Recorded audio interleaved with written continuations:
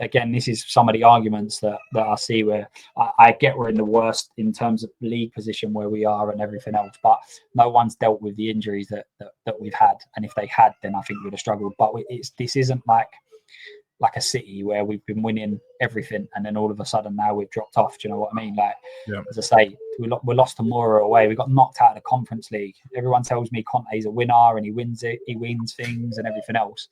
And yet we went out of the Conference League. So I know we had a game less and all this, that and the other, but it doesn't matter. If you'd have said at the start of the season, you play one game less in the Conference League, everyone would have gone, yeah, that's all right, because we'll win every game we play in it. Do you know what I mean? So it's just like, again, there has to be some sort of balance. And that's one of my big things is that when I see the options that are around, I don't fancy them. I think that Iriola will come in and it will improve us in certain aspects, but I don't think he improves us in all aspects. His physicality in terms of how he plays, how intense he plays. He's been dealing with as many injuries as us, but hasn't played every 3 days. So if he comes to Spurs and then we're in Europe and he plays every 3 days, I don't see there being a huge difference in terms of what happens. Frank, I don't think is a Spurs manager. I feel like he's in a way probably too adaptable. I don't think people will be massively happy with his kind of setup, and I think they've even conceded more goals than us this year as well. And then Marco Silva, I just feel like there's no proof that any of these three come in and actually massively improve us.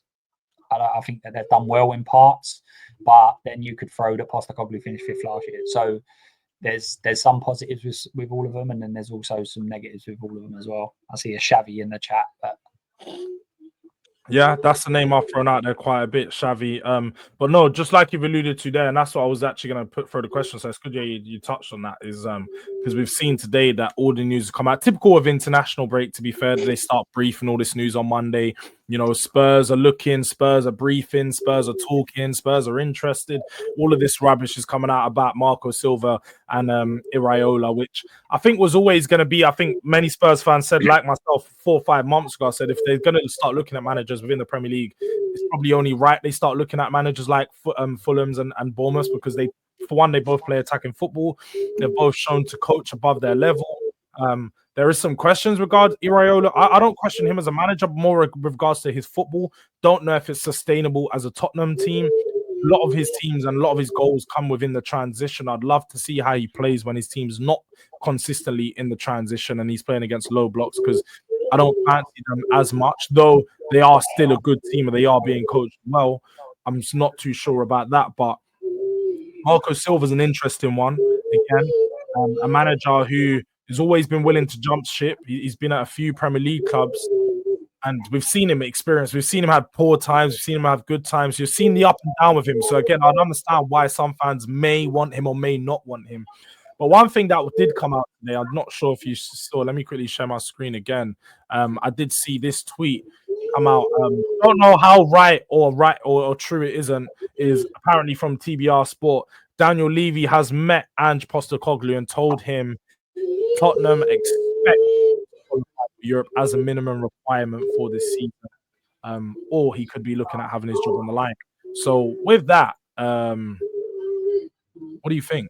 Do you think that? Do you think it's true, or no? It's going to be the season review. I mean, there's so many if buts and maybes with the Europe, because I see something today where, and this is an extreme case, but if everyone wins their competitions, so it was something like if Villa won the Champions League, we won. Oh, I saw it could go down to the 11th place, isn't it? Like, so there is so many stipulations to being in Europe. I mean, if finishing 10th and you get Europe, if that's considered success, then who's to know? But I don't buy into this narrative that the league don't matter anymore. I don't buy into that. I think that if he needs to have a good end to the season. We need to win games. We need to look. I think the performance, if anything, is just as key as the points. If we start performing and we've got the high pressing, because that's my biggest critic recently, is the fact that we haven't really been playing the way Ange sets his teams out. And against Alkmaar, we looked a little bit more like it. If we keep playing to that sort of standard, then that's one question. But if you start playing to the to the first game of Alkmaar or Fulham, then that's a completely different answer. Do you know what I mean? Yeah. So I think it's a real difficult one, but I think that if we just threw the league and lost, I don't know what 80% of the games left now, even if we get to the final, there still needs to be massive questions. If that's the case, we need to start improving in every aspect of the thing. And then I think it will come down to, regardless, I think it needs to get to the end of the season and there needs to be a review of everything. I can see positives in Ange's football. I can see positives in keeping him. I can see where the team could go in the next few years. But it all needs to be reviewed. And if we're going to go and jump ship and go to someone like a Frank who plays a completely different system, then we're just ripping up the whole squad again and starting again. And like, I think there's too much faith placed in Levy that he's going to appoint the right person, because he's proved time and time again that ain't going to be the case. If there was a perfect candidate out there and we knew he was going to go and get him, then I'd be like, all right, cool.